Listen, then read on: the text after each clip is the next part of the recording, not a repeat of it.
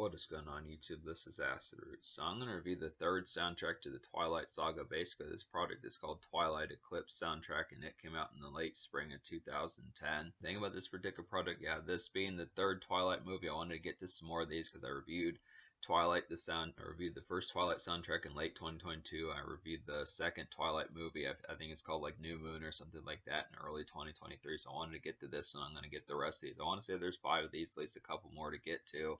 I think it's like Breaking Dawn Part 1 and Part 2, one of which has Bruno Mars on there. But this is an interesting type one just because it doesn't really have some familiars that I kind of know that well as far as backing like this particular product. Like at least the first Twilight soundtrack had a hit single by Paramore, which was a pretty excellent pitch to have gotten. Definitely appreciate that song, Decode. And the second album had Death Cab for Cuties, Meet Me on the Equinox, which is definitely a pretty sheer and excellent type song, and a lot of gothic kind of haze and just alternative rock as far as pitches like that kind of go. But this one didn't really know as full blown like the roster as far as the particular folks that kind of go around with some of these. Now I do know CeeLo Green, I do know a little bit of Sia, some of those type folks, but for the most part, the vast majority of the folks on this particular product I didn't know at all for a good sheer pitch of it. I do know a little bit of Beck, but I didn't know his collaborator Bat for Lashes as far as pitches like that kind of happens. So it's just kind of the concept.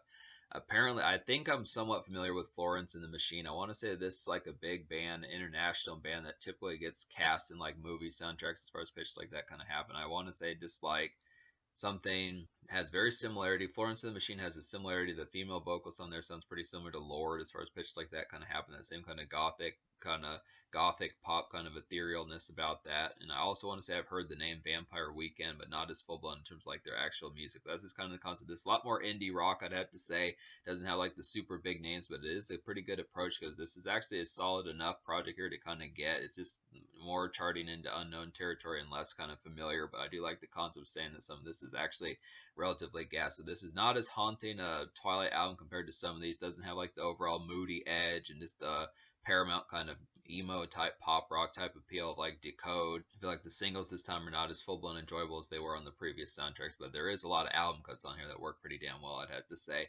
Like the gothic type appeal, the emo pop rock type appeal of Decode, or like the overall just malaise and this overall makeshift kind of slag kind of dredge of Meet Me on the Equinox doesn't have those same sorts of appeals this time around, but it does have some good stuff. It definitely has like a Queen. I definitely feel like the lead single Neutron Star Collision has like a very Queen-esque kind of similarity, something to like Bohemian Rhapsody or one of those type ones that Queen would do in like the 80s or late 70s, that this would be pretty predominant, like a moody kind of pop rock turn up and then switches to like a more super pep kind of altitude. But I kind of look after, yeah, I just would have to say that the album cuts are the real winners of this particular project. So out of 15 songs on this particular album, I wound up recommending 7.5. So that's exactly half the project as far as pitches like that kind of happen. But I would look after it. The 3 singles on here would be Neutron Star Collision, which is the first single. The second single is Eclipse, All Yours. And the third single is Heavy in Your Arms. So these songs, Neutron Star is by Muse, Eclipse, All Yours is by Metric, and Heavy in Your Arms is by Florence and the Machine. And out of those singles, I did not recommend one. One of which is an almost song and one of which is a full-blown song I recommend. So I don't recommend Eclipse All Yours. Talk about that one. I don't recommend Eclipse All Yours. Neutron Star Collision, the lead single, is an almost song. And I do recommend the third single, Heavy in Your Arms. Pretty good, pretty dope pitch to kind of get some of those. So I'm going to talk about these in order. So Neutron Star Collision is the almost song by Muse here. It's an interesting type concept. This one's the one I was talking about that has like the Queen tinge type feel as far as pitches like that kind of happen. Just a real pop rock kind of, it's like a quality Queen-like emo pop ballad, I would have to say in particular. This song is decent, but selectly so. If you're not like in the full-blown mode of like the particular, this is a very dreary, and this one is overbearing just within the sense behind it. It's not overbearing in terms of quality, but just the aspect that it has like a lot of gleam about it. This is a heartthrob type song, I would definitely feel like. So it's just kind of the concept that if you're not kind of in an overbearing type mood or mode as far as pitches like that kind of happen, you're not having like your heart's bleeding, something of that relative type pitch. You're just kind of in a more kind of just exuberant and kind of just like pulsing kind of mode, I would have to say in particular. It just doesn't work as heavily, I'd have to suppose, in particular. It doesn't have that same backdrop about it, but it's a good song. I look after this is like a quality pop rock ballad, I would have to say in particular. It's not too commonly that these sorts of Queen type the type of Queen template type songs really come through in like today's times. Anything past like probably about the early 90s when Queen ended, I'd have to say in particular, just doesn't too commonly happen. It's the sort of stuff that you would think, me trying to think of someone that kind of maybe like Alanis Morissette did some of this, or just some folks like that. Can't really think of this too commonly happening in like the 2000s. It's something happened a lot in the 80s, but this is just kind of one that just feels like that morose, kind of relatively rainy or overcast day type tune that just kind of is like a car drew as far as pitch like that kind of happen. Then it turns in like the second verse into like a good summer stretcher and just Traverse kind of glaze as far as that particular kind of goes. It's a good pop rock kind of blue car ballad, but once again, if you're not in an overbearing type mode, it doesn't fit as heavily. So that's an almost song. Eclipse All Yours is just one. This is another summer stretcher as far as pitches like that kind of happen. This is kind of one more so just within the sense of just kind of like some glaze. This kind of has like similarities to Paramore and some folks like that. I'd have to say decent type similarity to like some of those type folks. Trying to think of some other ones that are kind of like that. Can't really as much, but it's that same sort of relative emo type glaze about it, just within an acoustic sense. This really feels like typical kind of just fanfare of just like something for like alternative rock and like a gothic sense, but it just doesn't really jump off the pages full blown. I'd have to say, I mean, it's an effectual type song. It's another not necessarily overbearing, but just kind of the concept of this is more that moody type dredge that you would have gotten, but it just didn't have like the same shrill aspect or really the snap about it. So I like the composition of the song, but just the overall way that the format in terms of the quality of how it turned out was just not as full blown. I'd have to say, but I look after it, it's just kind of I also question how many times I would listen to it in like a commonplace type shuffle. So that's just kind of the thing about it. But this is the moodiness factor of this album is relatively high, I'd have to say. So it's this kind of concept that if you're not in like a more kind of like if you're not in a more gleaming type moodiness, this project doesn't hit as heavily. It's not. I mean, the songs that hit do definitely hit. There's definitely some excellent songs in here, but it's just kind of the concept that some of the singles is what I mean by that. The breadwinners, the ones that sold this album. But Heavy in Your Arms is the third single. I do recommend this one. This is by Florence and the Machine. It's like a strengthy kind of crowded night venue noise with a song I had to say in particular. It's definitely like a moody kind of vintage Twilight haze, I would feel like, and this is some good stuff here.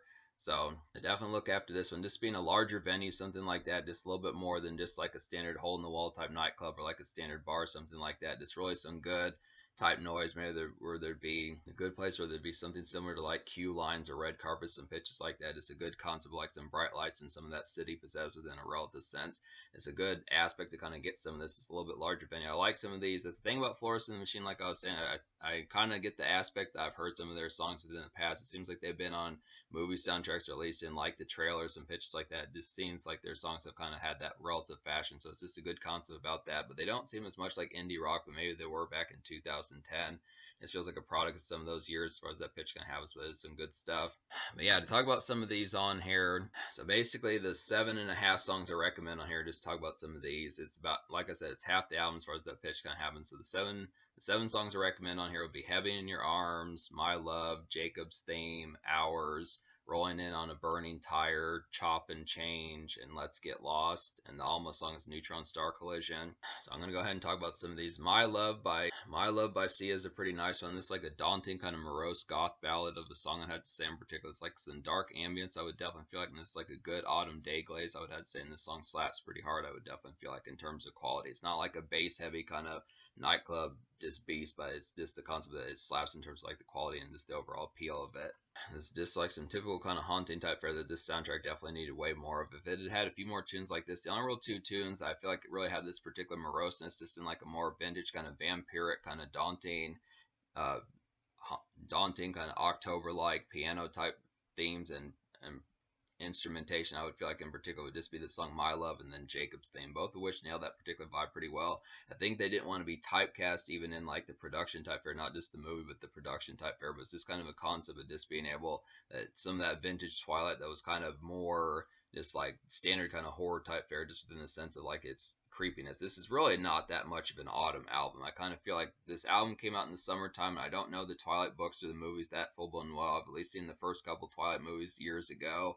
But I look after it, just being able to say I do realize that it has some of that gothicness, but it's not just like a full blown kind of haunted house, typical Halloween type fare as far as pictures like that kind of happen. It kind of has the aspect of just like some extra things, especially considering the fact that there were 5 movies. I think there's probably more themes than just autumn as far as that pitching goes. But I do think at least My Love and Jacob's Theme have a little a little bit of that vintage kind of gothicness. But Jacob's theme is a pretty nice one. Did like this one. It's probably one of my more favorite songs off this particular album as far as pitches like that kind of go. This is just a score song, so this is a nice one to kind of get here. It doesn't have any artists or lyrics on here, but it's like a superb score song. I'd have to say in particular, it's like a typical kind of Twilight haunting fashion of a song. I feel like in particular, and this is like a good gothic in between type song. This is some good concept, this kind of moodiness, just the ambience of this basking, kicking back a bit, just with the aspect of like in a more grim type sense. This typical kind of fanfare. I do like the concept of some of these new tricks that this album in particular tried, but I do definitely miss some of the themes of like some of those ones. I do miss like the brushy kind of autumn snap of Decode, and I do miss like the autumn kind of just like disenchanted kind of malaise of like Meet Me on the Equinox, some of those type fairs. I mean, I feel like some of these new moments, like Heavy in Your Arms is a good song, but I feel like that's the best of the three singles on here, and it really pales in comparison to like the other two ones from the previous format. But I know that they redeemed themselves on the fourth album, because that's the one with the Bruno Mars song. That's the one with the hit Bruno Mars song, It Will Rain, as far as pitches like that kind of happen. But even he's not that emo as far as pitches like that kind of go. But still, that's a great song. It Will Rain's a nice one. But yeah, Jacob's theme is pretty haunting type sense. This vintage Twilight. The song Hours is a pretty nice song. This is by The Bravery. Don't know them that well. This is like a gothic pep of a song with like the Killers, Mr. Brightside vibes. So it has to say in particular, if you know that song by the Killers, most people by this stage probably can say there's enough people out there that recognize the song the Killers did. Mr. Brightside was definitely one of the most popular songs out of the 2000s, but it's like definitely bites some of that particular vibe and just overall appeal, and right down to the song cadence and everything like that. It's just like a mild EDM dance club type jolt of energy. I'd have to say in particular, it's a good concept. Some of that kind of combines Mr. Brightside with a little bit of like the EDM type sound that was kind of popping up with like folks like Pitbull and Cobra Starship, some of those type folks in like the early 2010s. And it's like a good moody bop to kind of get here. There is a couple of nightclub and dance club type songs on here. I feel like songs like Hours, Heavy in Your Arms, and Chop and Change are some nice ones just for that in particular. There is a little bit of snap as far as stepping out of it and just having some good uptown kind of just city funk, and as far as pitches like that kind of go into some good gothic type jigs as far as that would kind of happen. But another nice one on here would be Rolling In on a Burning Tire. This is by The Dead Weather. I'd have to say.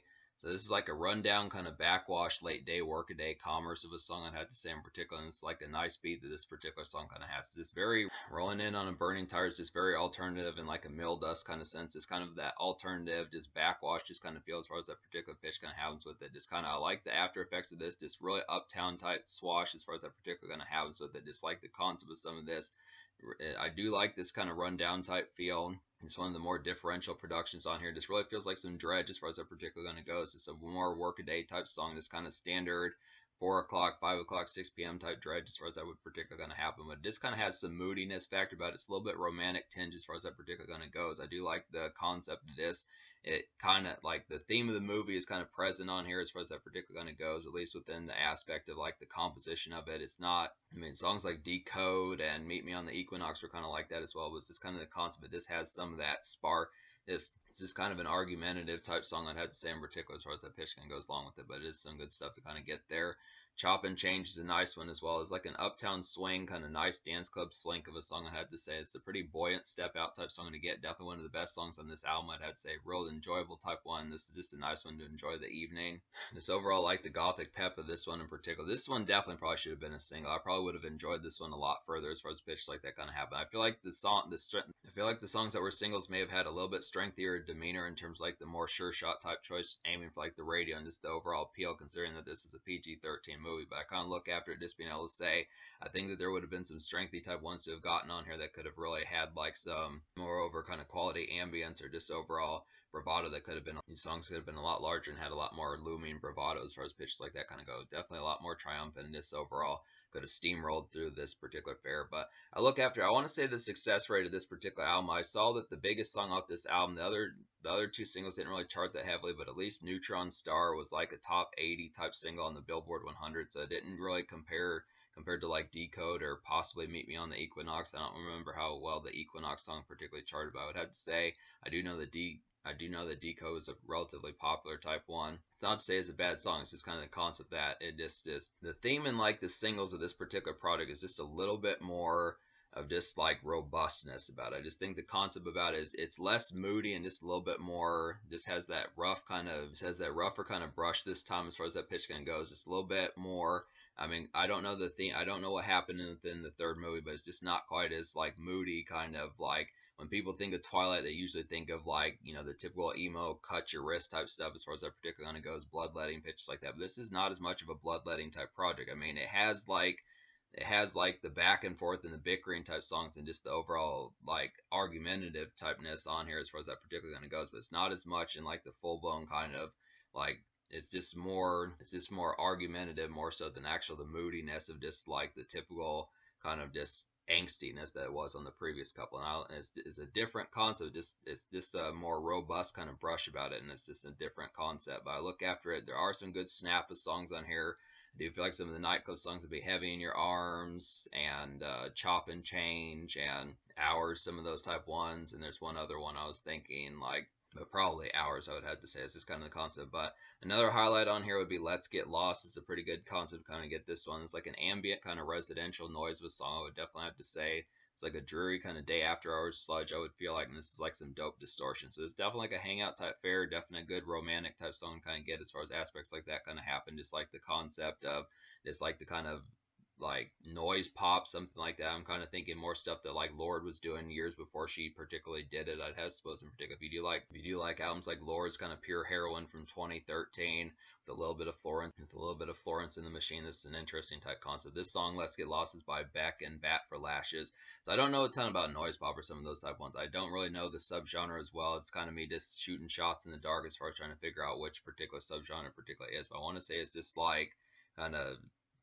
just like Spotify type music and like a kind of more chill and just kind of like trance type music, just in a more noise pop for lack of more knowledge of the phrases to be able to say about it. But that's just kind of the thing, kind of that concept. But it is a nice context to get some of that, just some chill type fare before Spotify really blew up some of that type fare to kind of have for some ambience. Real nice one. But yeah, that's the concept of some of these songs on here. So talk about some of the songs I didn't enjoy as much. Like a lot of these are just kind of folksy, kind of out and about, kind of more in the wind type tunes that just don't have a lot of appeal as far as that particular aspect kind of happens. I feel like a lot of these are just kind of with that same robust type tinge, just not effectually as nailing it as well, I'd have to say. I mean, some of these ones at the beginning, like the singles like Eclipse All Yours and Neutron Star Collision, at least nail some of that relative brush a little bit better as far as having like the Traverse type in mind, but just within the concept of just like more kind of just the aspect of just the moodiness factor and just the overall emotion emo type fare, just within the aspect of being more gothic pop as far as that kind of goes. But some of these, like the CeeLo Green song, was kind of disappointing. I was expecting something that he was kind of doing like a folksy type tune by kind of what I would have wanted something from him more in like the Fuck You song. He was on the verge of putting out the song Fuck You around this particular time. It would have been something, because normally he's a little bit more of like a funny type individual. To have gotten him, he would have been a great CeeLo would have been a great dynamic to have done a song like Fuck You, or the Gnarls Barkley song I did. I forget what that song is called. Crazy, something like that, just with an aspect of something that could have been with the emo type pitch. If CeeLo Green could do something moody, but just with an aspect of being a little bit looming and ghastly, but just something that would have had his usual snark as far as that particular kind of happens, it would have been a good concept. But What Apart Forever just didn't nail that. Band of Horses just kind of had a poor touch song. That's probably one of the worst songs on here. Just didn't really like the effects of it. It was not much of a song. It was just kind of a more instrumental, just like the soliloquy or something like that, talking about life on Earth, something that relative, just kind of a paraphrasing of it, but just didn't nail it at all, I'd have to say. A Million Miles Per Hour is just kind of a drudgy type, Traverse type one, but it just didn't nail the appeal. Just a bunch of these kind of had that appeal. I was kind of disappointed in the Vampire Weekend type song. That one was just kind of like a relative, kind of more peppy song than it probably should have, considering their name Vampire Weekend. I was expecting something with a little bit more. Just, I mean, like I said, this album just does not really go for like the typical kind of Twilight kind of moodiness. I kind of feel like maybe I'm questioning if Twilight knew about their kind of complaints and like the ways that folks used to poke fun at them back in 2008 and the book days of 2007 and further back. I'd have to say in particular when they used to think that they're super emo and moody and some pitches like that. But it's just kind of the concept. As a result, I don't know if that's the full blown reason, but it's just really not that much of like a true kind of tip. I mean, it's kind of a little bit emo in here and there, just type traces. There is some of that relative kind of just bloodletting and pitches like that, but it's just not in the usual gothic kind of format. It's just a lot more in like a more acoustic and folksy type format. It switches more to like folk more often than it does to gothic and kind of more like all black. It's just kind of more brown. I think the color shade of this particular album is more brown than the typical emo black as far as pitches like that kind of happen, which is an interesting concept. But as a result, it kind of, I do miss that particular format of Twilight kind of having that normal moodiness. It's kind of something that I think that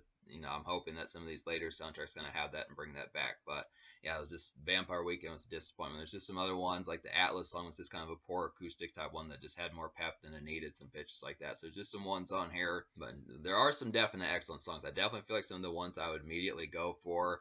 I really did like Heavy in Your Arms. It's a real strengthy type one. It's a real nice looming and just powerful type of nightclub type haze. Powerful type of nightclub type haze. I really like the moroseness and overall dauntingness of My Love by Sia. That's a nice one. Jacob's Theme is a real immediate one to go for, despite the fact that it doesn't have any lyrics. It's a great score song with like some of that vintage kind of vampiric type hauntingness. I feel like the nightclub songs, Hours and Chop and Change, are some nice dance club type songs to kind of get and just really have some of that appeal. I do like, well, yeah, just all the songs I recommend are pretty much damn near ones to go for immediately. Just the aspect of a lot of these, they just have the overall aspect of it. So I think the social score is going to actually get a higher score than the score. But the score I'm going to give this particular soundtrack, me recommending exactly 7.5 songs out of 15 on here. I'm going to go ahead and give this album like a 6.5 out of 10. I feel like I'm giving it a higher score just because it's a movie soundtrack, and not always do they have like the exclusives and like that many quality songs to kind of get just within that fashion. So I know that 7.5 out of 15 would be more like a 5.5 or something like that. But I'm raising score because it's a soundtrack pitches like that. Just being able to say that the quality of these songs are here. It's too bad that most of the singles were not as heavy hitting, or the fact that the previous soundtracks just had better singles and pitches like that. I just feel like Meet Me on the Equinox and Decode are just far better. But I do like Heavy in Your Arms quite a bit. I'd have to say that's definitely not a slack song. Kind of look after in that aspect. Just a lot of folksy kind of Traverse type ones that just didn't really have that appeal, and they just lost some of their emo edge, and it just doesn't feel like as much of an emo album this time, or alternative, a hot topic type material as far as that kind of goes. It's a lot more folksy and just kind of more switching to like pop rock in a sense, more so than the typical kind of candor, whether or not it's just based upon complaints about Twilight or just the fact that they just caught a lot of backlash or whatever. It kind of switches like the aesthetic and pitches like that, and I just was not as fond of that. The social score is going to get a relatively high score. I think I'm going to give the social score of this album like a 7.75 out of 10, because there is some good stuff on here, some good nightclub bops on here, at least 3 of those, some decent kind of mild amount of moodiness, like a more gothic type sense. At least one hit, at least a single and a half of, at least a song and a half of a couple hit singles to kind of get here just within that relative pitch. It does have some social snap within a relative sense. Not a full-blown social festivity, maybe not the best weekend album, but a lot of these songs that are good are pretty damn good. Just to be able to say that just within the aspect. Let's Get Lost is definitely a pretty ambient residential hangout type song to kind of get. There's just some ones on here, some of that argumentative typeness, just for arguments with Bay and pitches like that, just some romantic type backlash as far as particular pitches like that kind of goes. So it's just some good ambience about that. Twilight movies are some good movies as far as the aspect kind of goes. So I think the soundtracks fittingly would be good as well. This kind of thing. So in terms of the future, like the Twilight saga is over. There might be some new books coming out or something like that. I don't know if like the chick that played Bella, I forget her name.